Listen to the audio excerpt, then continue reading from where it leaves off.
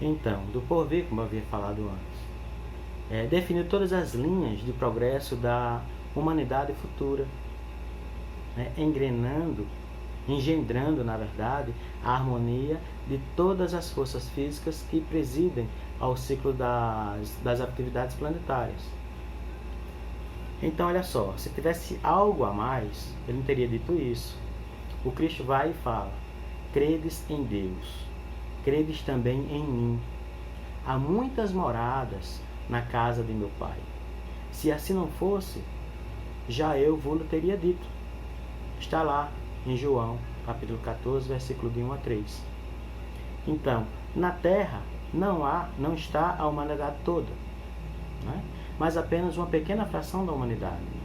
Com efeito, a espécie humana abrange todos os seres dotados de razão que povoam os inúmeros orbes do universo. Então não existe só este planeta aqui, vários outros existem, com vidas diferentes, claro. Allan Kardec, né, disse isso no capítulo 3, há muitas moradas na casa do meu Pai. E a gente pode entender o seguinte: se a diversidade de vida existe nesse planeta, se a gente tem vidas totalmente diferentes, como os peixes nas águas, porque o planeta, a localidade onde tem mais água, a vida é diferente, onde tem menos, a vida é totalmente diferente também, onde tem menos água. Então, quer dizer, aqui já é um segredo para a gente entender de outras existências em outros planetas. E onde a gente quer chegar também. Eu quero trazer logo para aqui para a gente, né? Esses dados aqui, eles vieram do livro A Caminho da Luz, tá bom? Também uma dica de leitura. Então, repare, o que eu quero trazer para o nosso momento, a questão do Brasil. Umas leituras que a gente andou fazendo, e era necessário trazer para esse momento o seguinte. Olha o exemplo. Primeiro, deixa eu voltar aqui para a questão do A Caminho da Luz, que é justamente aqui, ó. Há muitos milênios, um dos orbes de Capela, constelação do Cocheiro, que tem um livro também, Exilados da Capela, que guarda muitas afinidades com o globo terrestre, muito parecido, claro, atingir a culminância de um de seus extraordinários ciclos evolutivos. Alguns milhões de espíritos rebeldes, aqueles estacionários que a gente estava falando antes, né? E seus extraordinários ciclos evolutivos. Alguns milhões de espíritos, né, lá existiam, dificultando a consolidação das penosas conquistas daqueles povos cheios de piedade e virtudes. Mas uma ação de saneamento geral os alijaria daquela humanidade. As grandes comunidades espirituais, diretoras do cosmos, deliberaram então localizar aquelas entidades que se tornaram pertinazes do crime aqui na Terra, longínqua, onde aprenderiam a realizar na dor e nos trabalhos penosos do seu ambiente as grandes conquistas do coração, impulsionando simultaneamente o progresso dos seus irmãos inferiores. Então, quer ver? Vem com a intelectualidade lá em cima, né, para nos ajudar nesse progresso, mas também com um cunho de moral um pouco mais elevada também, para que possamos nos espelhar nesses irmãos mais adiantados. Menos adiantados nos orbes que eles estavam, mas mais adiantados onde nós estamos. Seu ambiente, as grandes conquistas do coração, impulsionando simultaneamente o progresso dos seus irmãos inferiores. Foi o que eles vieram fazer aqui. Foi assim que Jesus recebeu, à luz do seu roteiro, do seu reino de amor e de justiça, aquela turba de seres sofredores e infelizes. Reencarnariam no seio das raças ignorantes e primitivas, né? E lembrarem o paraíso perdido nos firmamentos distantes. Fala de Emmanuel através do médium Chico Xavier no livro A Caminho da Luz, no capítulo 3. Aí, desse apanhado de informações, a gente traz o seguinte: no Brasil, né, eu trago aqui os primeiros povos, os povos primitivos. Quem eram eles? Os índios, né? Então, o índio nativo da terra de Santa Cruz, foi o primeiro nome dado aqui ao Brasil, temos as suas características impregnadas, eu, você, todos nós que nascemos aqui, né? Em nós desde sempre. A solidariedade, que segundo, eu queria até fazer um parênteses, foi uma novidade para mim, meu tio Guimarães, né, Guimarães Silva, diz o seguinte: a gente acredita no sólido, que desperta confiança. Daí vem a solidariedade. Essa também é uma linha vertente ao povo brasileiro, a solidariedade.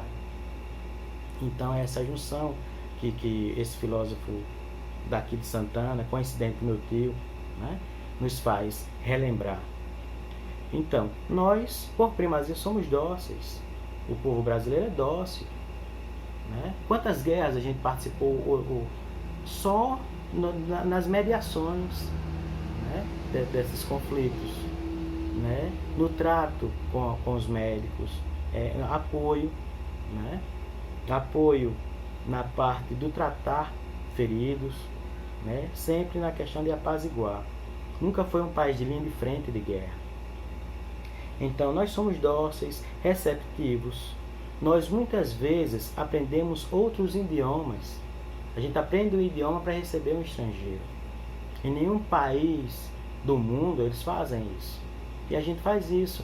E sem nenhum complexo de subalternidade. Quer dizer, a gente, porque é um estadunidense, vou aprender inglês porque elas falam. Não. Nós fazemos isso gratuitamente. Nós aprendemos inglês, francês, falamos para nos afeiçoar fraternalmente com o irmão, num clima de fraternidade, né? Isso daí já é por primazia do brasileiro, de nós que nascemos aqui, né? Então, dentro dessa fala, quantas comunidades nós temos aqui no Brasil? A gente falou do planeta, do universo, da confecção, mas aqui no Brasil, quantas comunidades nós temos do planeta Terra aqui? Comunidade japonesa, chinesa, holandesa, né? Dentre tantas as outras que aqui já estão, né? Cubanos, venezuelanos, peruanos, argentinos, né? A gente já falou já do lado de lá, Japão, China, né? Nós temos comunidades aqui que imprimem na época jornais impressos, mas no seu idioma, falam o seu idioma dentro do país, do Brasil, né? Isso é muito importante para a gente entender que essa é a pátria do cruzeiro, a pátria do Evangelho, que Jesus, né, escolheu para o exemplo à humanidade. Mas um exemplo geral, não de perfeição, mas de quem busca, galga, de quem trabalha para tal, né? Então, por que existe tanta segregação se nós somos assim tão dóceis? Eu queria lembrar também, abrir um parênteses, a gente é tão dócil, o brasileiro é tão gente fina, como pode assim dizer, oriundo ainda desses nossos ancestrais dos índios, porque os índios, nas vindas dos holandeses, dos portugueses, espanhóis e tal, não foi um conflito, né, de repulsa aos mesmos. Nós fomos acolhedores, nós acolhemos os portugueses, aquelas pessoas que aqui vieram. Não vou falar portugueses não, mas aquelas pessoas que aqui se diziam descobrir o Brasil. Nós acolhemos, abraçamos tranquilamente. Embora que eles vieram com outros intuitos, né, de escravidão. E quanto a isso, teve uma reluta. E aí, muitos índios morreram. Mas não por um conflito que eles criaram, né? Mas por uma questão de defesa, de não ser escravo de ninguém, um povo livre, liberto não, livre por natureza, né? Então, eu queria lembrar, por exemplo, até a abelha no Brasil, a gente estava estudando, até a abelha é nativa do Brasil, ela é dócil, não tem ferrão, não ferroa. Repara que país nós estamos imersos, né? E o ponto que a gente quer chegar, na real, além da questão do estudo da doutrina espírita, a que ponto a gente chegou nessa segregação social. de tantos povos estarem aqui e hoje existir dois lados, um lado e o outro lado, onde cada um tem a sua razão, né? E a gente sabe que essas razões, a gente já falou outros momentos antes, e através do Chico mesmo, a gente já absolveu isso, que entre a razão e a paz, a gente escolhe a paz, né? Não há cabimento entre uma parcela de pessoas que deturpam, né? Agridem verbalmente e fisicamente, né? Desejam a morte de um irmão em nome de Deus, como se Deus permitisse isso tranquilamente. Isso é do tempo das cruzadas, que até hoje traz esses resquícios, né? Você matar um irmão seu em nome de Deus. Que pai, por exemplo, eu, você, que é pai e tem filho, vai permitir que um filho mate o outro? Né? Avalie Deus. Então já é esse desconexo entre a divindade com alguns aqui dentro, né? Quando eu digo aqui dentro, nesse planeta. E o que é que acontece? Estão de um lado ainda erram, mas estão descobrindo esse erro também mais rápido. Estão errando, estão vendo que não está dando certo esse tipo de erro, estão já se melhorando. Aí também cabe ao outro lado agredido, certo? Apaziguar. Certo, tu errou, eu te avisei, né? Que não era assim. Isso é em termos geral, viu? Que não era assim e você mesmo assim fez. Errou para comigo? Então, o meu papel, que é o mais difícil, é o perdão. É perdoar. Então, perdoemos aquele que por ora nos agrediu. Perdoar, esse é o caminho. É para isso que a gente estuda a doutrina espírita, para entender as diferenças, a que nós viemos, a conviver com o diferente.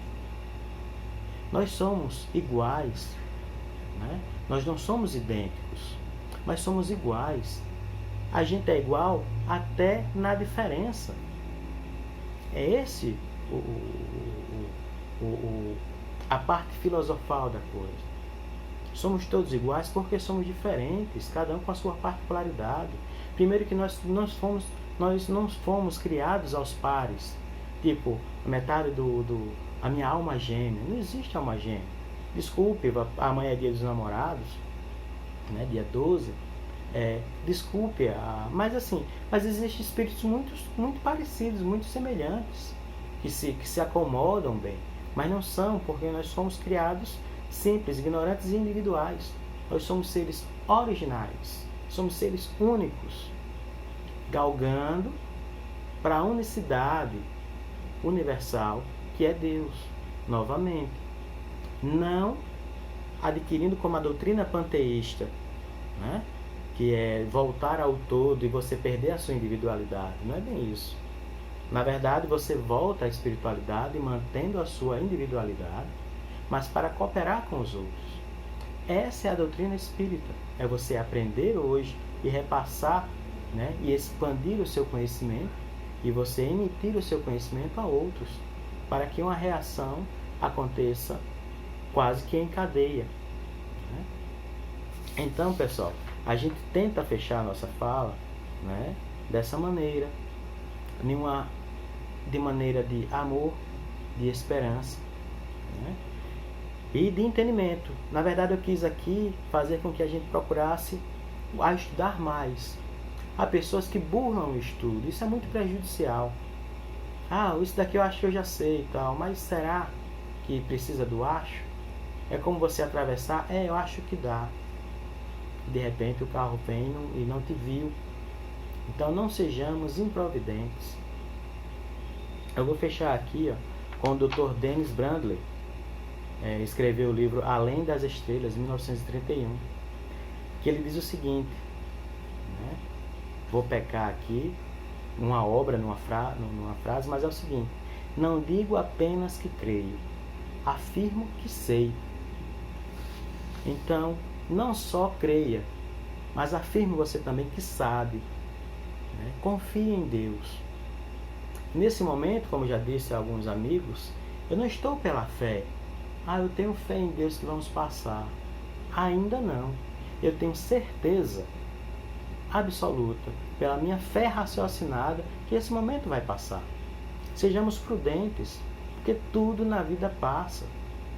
Momentos lindos passaram, ciclos começaram e terminaram, para começar outro ciclo, começar e terminar. Tenhamos esse entendimento, né? Confiemos em Deus. Agora, quando a razão me faltar, quando esse raciocínio, né, do saber me faltar, graças a Deus, eu tenho o direito de agora ir pela fé. Porque quando você vai pela fé, está na mão de Deus. Estando nas mãos de Deus, né, não há o que temer. Não temamos. Sejamos previdentes, desculpa a falha. Sejamos previdentes, né? Não olvidemos, né, da prece, que é essa nossa ligação com Deus, com a espiritualidade superior, né? Em nome de Deus e nosso querido Mestre Jesus. E para agora eu me despeço, né, de todos, né? Uma boa noite, que a gente possa ter tido uma certa clareza em instigar ao conhecimento, né? a leitura, tá bom? E o melhor de tudo, a presença do Cristo em nossos lares, neste ambiente, no teu ambiente. Que Jesus abençoe cada um de vocês, afague, né, seus corações, e aqueles que tiveram, porventura, a perda de um parente, não encare como uma perda, encarem como um até logo. Agradeçamos a Deus, né, por pelo menos não ter sido por um crime, onde tenha deixado a raiva ou o rancor a outro ou a outrem, né, que foi de uma maneira que estava programada, tranquila, certo que toda despedida, né, é incômoda. Toda despedida é incômoda. Só para a gente tentar finalizar rápido, tu tem um filho, teu filho vai estudar no Japão, ganhou uma bolsa, vai desenvolver o seu projeto, vai voltar lá, mestre, doutor. Você sabe que ele vai para um bem melhor e maior perante a humanidade aqui, mas mesmo assim você chora o distanciamento. Mas tenha fé em Deus sempre, tá bom? Aos irmãos que aqui ficam, né, o nosso amor, o nosso carinho. Aqueles que foram embora, o nosso respeito, né, o nosso amor e o carinho, porque eles não cessam. A vida não cessa, só muda de estágio, tá bom? Jesus abençoe cada um de vocês. Até uma próxima oportunidade. Assim seja. Forte abraço fraterno a todos. Até logo.